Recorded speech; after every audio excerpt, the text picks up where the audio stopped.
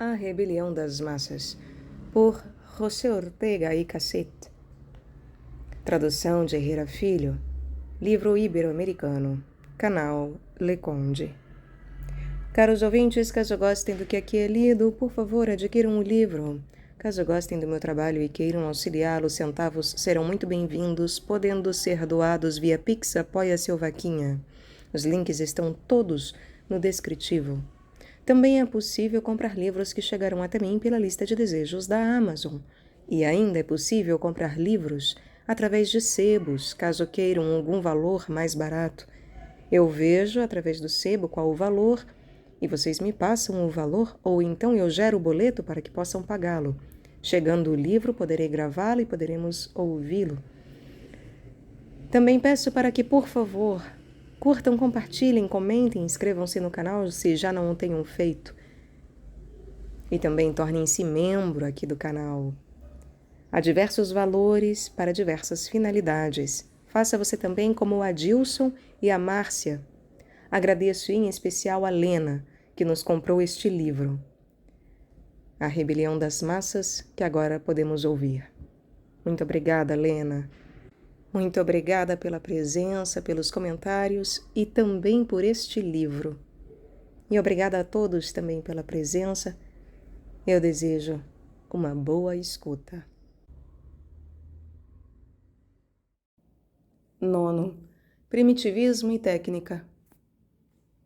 Importa-me muito recordar aqui que estamos submersos na análise de uma situação, a do presente, substancialmente equívoca. Por isso, a princípio, insinuei que todos os traços atuais, e em espécie a rebelião das massas, apresentam duplo aspecto. Qualquer deles não só tolera, mas até proclama, até reclama, uma dupla interpretação, favorável e pejorativa. E este equívoco não reside em nosso juízo, mas na própria realidade. Não é que possa parecer-nos por um lado bem e por outro mal, mas é que em si mesma a situação presente é potência bifronte de triunfo ou de morte. Não é coisa de lastrear este ensaio com toda uma metafísica da história, mas é claro que eu vou construindo sobre a base subterrânea das minhas convicções filosóficas, expostas ou aludidas em outros lugares, e não creio na absoluta determinação da história. Pelo contrário, penso que toda a vida, e portanto a história, se compõe de puros instantes, cada um dos quais está relativamente indeterminado com respeito ao anterior, de sorte que nele a realidade vacila, piétine sur place, e não sabe bem se decidir por uma ou outra entre várias possibilidades. Este titubeio metafísico proporciona a todo o vital essa inconfundível qualidade de vibração e estremecimento. A rebelião das massas pode, com efeito, ser trânsito de uma nova e sem par organização da humanidade, mas também pode ser uma catástrofe no destino humano. Não há razão para negar a realidade do progresso, mas é preciso corrigir a noção que crê seguro este progresso. Mais congruente com os fatos é pensar que não há nenhum progresso seguro, nenhuma evolução sem a ameaça de involução e retrocesso. Tudo é possível na história. Tanto o progresso triunfal e indefinido, como a periódica regressão, porque a vida individual ou coletiva, pessoal ou histórica, é a única entidade do universo cuja substância é perigo. Compõe-se de peripécias. É, rigorosamente falando, drama. Isto, que é verdade em geral, adquire maior intensidade nos momentos críticos, que é o presente. E assim os sintomas de nova conduta que sob o império atual das massas vão aparecendo e agrupávamos sob o título ação direta, podem anunciar também futuras perfeições. É claro que toda velha cultura arrasta no seu avanço tecidos caducos, e não pequena carregação de matéria córnea, estorvo à vida e tóxico resíduo. Há instituições mortas, valorizações e respeitos sobreviventes e já sem sentidos, soluções indevidamente complicadas e normas que provaram a sua insubstancialidade. Perdoem-me. Normas que provaram a sua insubstancialidade. Todos estes elementos de ação indireta da civilização demandam uma época de frenesi simplificador. A sobrecasaca e o plastrão românticos solicitam uma vingança por meio do atual deshabillé e o em mangas de camisa.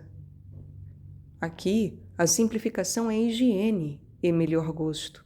Portanto, uma solução mais perfeita, como sempre que com menos meios se consegue mais.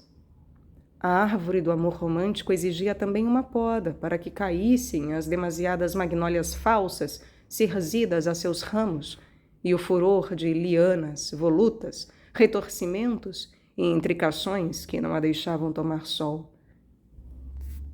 Em geral, a vida pública, sobretudo a política, requeria urgentemente uma redução ao autêntico, e a humanidade europeia não poderia dar o salto elástico que o otimista reclama dela se antes não se desnuda, se não se aligeira até a sua pura essencialidade e até coincidir consigo mesma. O entusiasmo que sinto por esta disciplina de nudificação, de autenticidade, a consciência de que é imprescindível para franquear o passo a um futuro estimável, me faz reivindicar plena liberdade de ideador diante de todo o passado. É o porvir que deve imperar sobre o pretérito, e dele recebermos a ordem para nossa conduta diante de tudo quanto foi. Mas é preciso evitar o pecado maior dos que dirigiram o século XIX, que é a defeituosa consciência de sua responsabilidade, que os fez não se manterem alertas e em vigilância. Deixar-se deslizar pela pendente favorável que apresenta o curso dos acontecimentos e embotar-se para a dimensão do perigo e carranca que mesmo a hora mais jocunda possui, é precisamente faltar a missão de responsável. Hoje torna-se mister suscitar uma hiperestesia de responsabilidade nos que sejam capazes de senti-la, e parece o mais urgente sublinhar o lado palmariamente funesto dos sintomas atuais. É indubitável que num balanço diagnóstico de nossa vida pública os fatores adversos superem em muito os favoráveis, se o cálculo se faz não tanto pensando no presente, como no que anunciam e prometem. Todo o crescimento de possibilidades concretas que a vida experimentou corre o risco de anular-se a si mesmo ao topar com o mais pavoroso problema sobrevindo no destino europeu e que de novo formulo. Apoderou-se da direção social um tipo de homem a quem não interessam os princípios da civilização. Não os desta ou os daquela, mas, ao que hoje pode julgar-se, os de nenhuma. Interessam-lhe, evidentemente, os anestésicos, os automóveis e algumas coisas mais. Mas isto confirma o seu radical desinteresse pela civilização, pois estas coisas só são produtos dela, e o fervor que se lhes dedica faz ressaltar mais cruamente a insensibilidade para os princípios de que nascem. Baste fazer constar este fato. Desde que existem as ciências novas, as ciências físicas, portanto, desde o Renascimento, O entusiasmo por elas havia aumentado sem colapso ao longo do tempo. Mais concretamente, o número de pessoas que em proporção se dedicavam a essas puras investigações era maior em cada geração. O primeiro caso de retrocesso, repito, proporcional, produziu-se na geração que hoje vai dos 20 aos 30 anos. Nos laboratórios de ciência pura, começa a ser difícil atrair discípulos. E isso acontece quando a indústria alcança o seu maior desenvolvimento e quando as pessoas mostram maior apetite pelo uso de aparelhos e medicinas criados pela ciência. Se não fora prolixo, poderia demonstrar-se semelhante incongruência na política, na arte, na moral, na religião e nas zonas cotidianas da vida. O que nos significa essa situação tão paradoxal? Este ensaio pretende haver preparado a resposta a tal pergunta. Significa que o homem hoje dominante é um primitivo, um Naturmensch, emergindo em meio ao mundo civilizado. O civilizado é o mundo, porém o seu habitante não o é. Nem sequer vê nele a civilização, mas usa dela como se fosse natureza. O novo homem deseja o automóvel e goza dele, mas crê que é fruta espontânea de uma árvore edênica. No fundo de sua alma desconhece o caráter artificial quase inverossímil da civilização e não estenderá seu entusiasmo pelos aparelhos até os princípios que os tornam possíveis. Quando mais acima, transpondo umas palavras de Ratenau, dizia eu que assistimos à invasão vertical dos bárbaros, e pode julgar-se, como é habitual, que se tratava apenas de uma frase, e agora se vê que a expressão poderá enunciar uma verdade ou um erro, mas que é o contrário de uma frase, a saber, uma definição formal, que condena toda uma complicada análise. O homem-massa atual é, com efeito, um primitivo, que pelos bastidores deslizou no velho cenário da civilização. A toda hora se fala hoje dos progressos fabulosos da técnica, mas eu não vejo que se fale nem pelos melhores com uma consciência de seu futuro suficientemente dramático. O próprio Spengler, tão sutil e tão profundo, ainda que tão maníaco, parece-me neste ponto demasiado otimista, pois crê que a cultura vai suceder uma época de civilização, sob a qual entende sobretudo a técnica. A ideia que Spengler tem de cultura, e em geral da história, é tão remota da pressuposta neste ensaio que não é fácil, nem ainda para retificá-las, trazer aqui a comento as suas conclusões, só saltando sobre distâncias e precisões para reduzir ambos os pontos de vista a comum denominador. Pudera estabelecer-se assim a divergência. Spengler crê que a técnica pode continuar vivendo quando morreu o interesse pelos princípios da cultura. Eu não posso resolver-me a crer tal coisa. A técnica é consubstancialmente ciência, e a ciência não existe se não interessa em sua pureza e por ela mesma. E não pode interessar se as pessoas não continuam entusiasmadas com os princípios gerais da cultura. Se se embota este fervor, como parece ocorrer, a técnica só pode perviver um pouco de tempo, aquele que lhe dure a inércia do impulso cultural que a criou. Vive-se com a técnica, mas não da técnica. Esta não se nutre nem respira a si mesma. Não é causa sui, mas precipitado útil, prático, de preocupações supérfluas e não práticas. Vou, pois, à advertência de que o atual interesse pela técnica não garante nada e menos que nada, o progresso mesmo ou a perduração da técnica. Está bem que se considere o tecnicismo como um dos traços característicos da cultura moderna, quer dizer, de uma cultura que contém um gênero de ciência, o qual venha a ser materialmente aproveitável.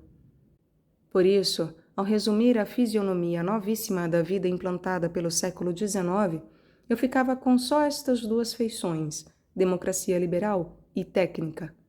Mas repito que surpreende a frivolidade com que o falar da técnica se esquece que sua víscera cordial é ciência pura, e que as condições de sua perpetuação englobam as que tornam possível o puro exercício científico. Pensou-se em todas as coisas que precisam continuar vigentes nas almas para que possa continuar havendo de verdade homens de ciência? Acredita-se seriamente que, enquanto haja dólares, haverá ciência? Esta ideia em que muitos se tranquilizam não é senão uma prova mais de primitivismo. Aí é nada a quantidade de ingredientes, os mais díspares entre si, que é mister reunir e agitar para obter coquetel de ciência físico-química. Ainda contentando-se com a pressão mais débil e sumária do tema, sobressai já o claríssimo fato de que em toda a amplitude da Terra e em toda a do tempo, a físico-química só conseguiu constituir-se, estabelecer-se plenamente, no breve quadrilátero que inscreve em Londres, Berlim, Viena e Paris. E ainda dentro deste quadrilátero, só no século XIX. Isto demonstra que a ciência experimental é um dos produtos mais improváveis da história. Magos, sacerdotes, guerreiros e pastores têm pululado por toda parte e à vontade. Mas esta fauna do homem experimental requer, pelo visto, para se produzir, um conjunto de condições mais insólito que o que engendra o unicórnio. Fato tão sombrio e tão magro devia fazer refletir um pouco sobre o caráter supervolátil, evaporante, da inspiração científica. Bem arranjado está quem creia que, se a Europa desaparecesse, poderiam os norte-americanos continuar a ciência.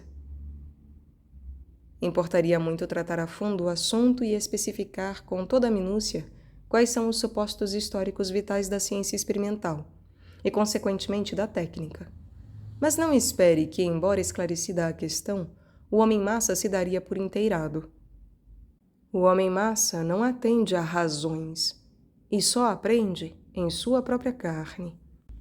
Uma observação impede-me iludir-me sobre a eficácia de tais prédicas, que, a foro de racionais, teriam que ser sutis. Não é demasiado absurdo que, nas circunstâncias atuais, não sinta o homem médio espontaneamente e sem prédicas fervor superlativo por aquelas ciências e suas congêneres, as biológicas? Porque repare-se em qual é a situação atual.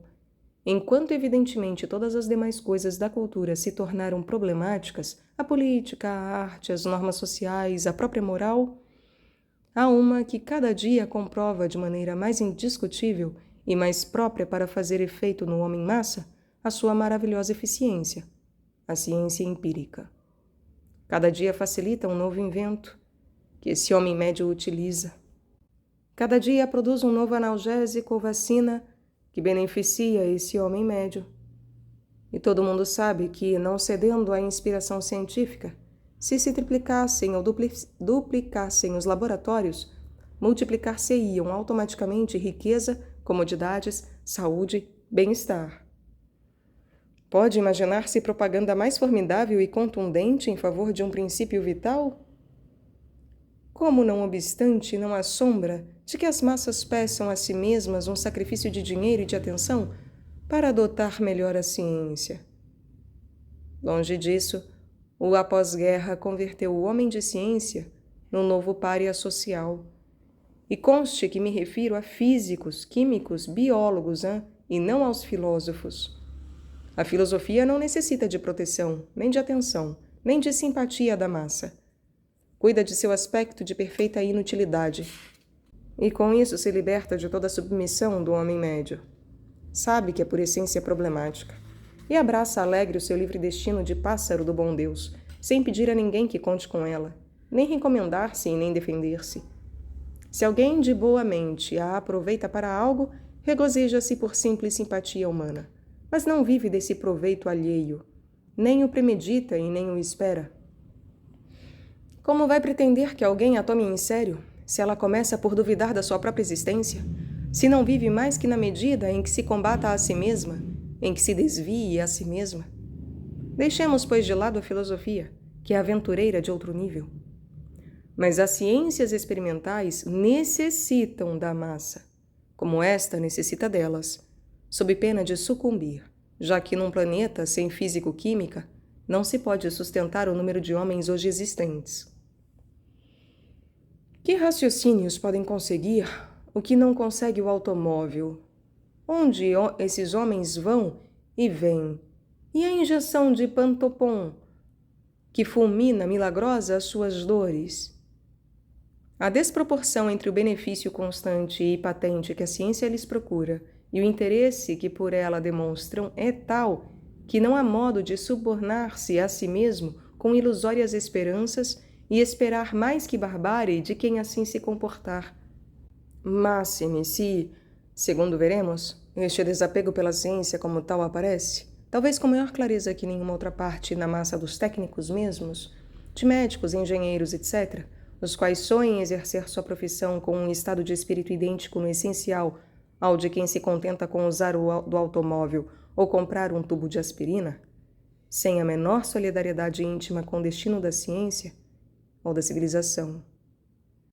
Máxime se este desapego pela ciência como tal aparece, é sem a menor solidariedade íntima com o destino da ciência, da civilização. Haverá quem se sinta mais sobrecolhido por outros sintomas de barbárie emergente, que, sendo de qualidade positiva, de ação e não de omissão, saltam mais aos olhos e se materializam em espetáculo. Para mim, é este da desproporção entre o proveito que o homem médio recebe da ciência e a gratidão que lhe dedica, ou digo, que não lhe dedica, o mais aterrador. Só posso explicar-me esta ausência do adequado reconhecimento se recordo que no centro da África os negros vão também em automóvel e se aspirinizam. O europeu que começa a predominar, esta é a minha hipótese, seria, relativamente à complexa civilização em que nasceu, um homem primitivo, um bárbaro emergindo por um alçapão, um invasor vertical.